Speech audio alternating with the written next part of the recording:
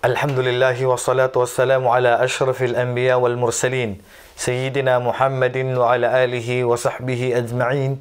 Amma ba'd, assalamu alaikum wa rahmatullahi wa barakatuh. Ngayon mga kapatid ay dadako na naman tayo ngayon sa bagong talakayin sa pagdating ng buwan ng Ramadan. Ngayon ay ang tatalakayin natin ngayon ay wujub som Ramadan wa waqtuhu. Ang pagiging obligado ng pag-aayuno sa buwan ng Ramadan. Ano nga ba ang mga katibayan na nagpapatunay na ang buwan ng Ramadan ay obligado at utos sa mga Muslim na mag-ayuno sa sino mang may kakayahan?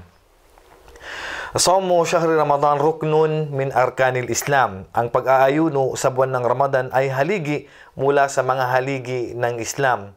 Wa fardun min furudillah, at mga obligado na inubliga ng Allah subhanahu wa ta'ala.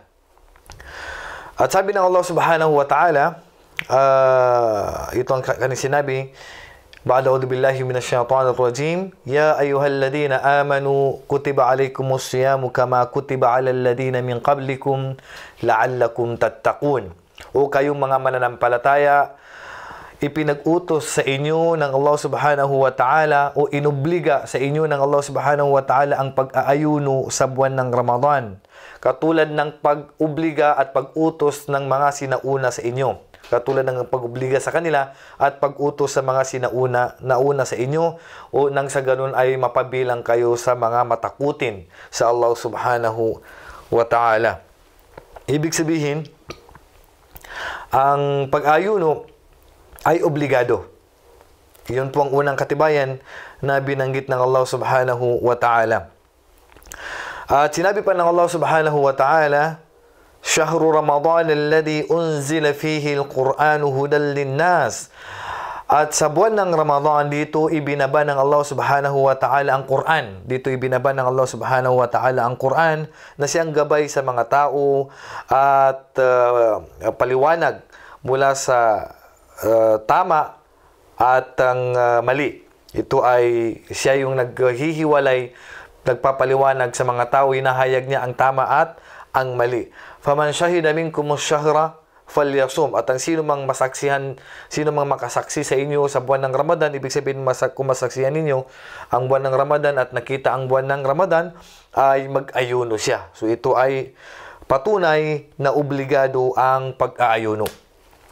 Sinabi ng Propeta sallallahu alaihi wasallam, buniyal Islamu ala khams, at pinagtibay, ginawang gusali ang Islam na may 5 haligi. May 5 haligi ang Islam, at kabilang dito sa kanyang haligi ay siyamu Ramadan.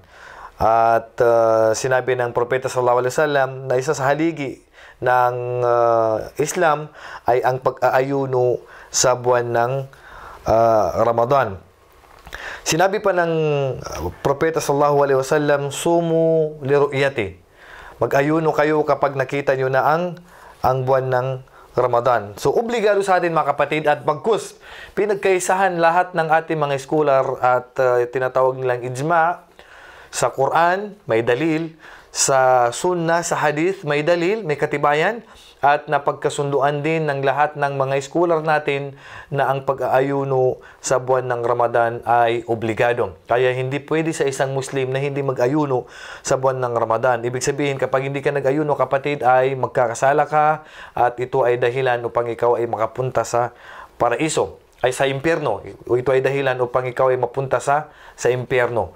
So, wala sa atin na pwede magsabi na hindi naman inobliga ang pag-ayuno, dahil malakas ang katibayan at matibay ang katibayan na nagsasabi na obligado tayong mag-ayuno, at hindi ito isang voluntaryo lamang, kundi ito ay tatanong sa atin ng Allah subhanahu wa ta'ala sa kabilang buhay. Wa sallallahu ala nabiyina Muhammadin wa ala alihi wa sahbihi ajma'in. Assalamu alaikum wa rahmatullahi wa barakatuh.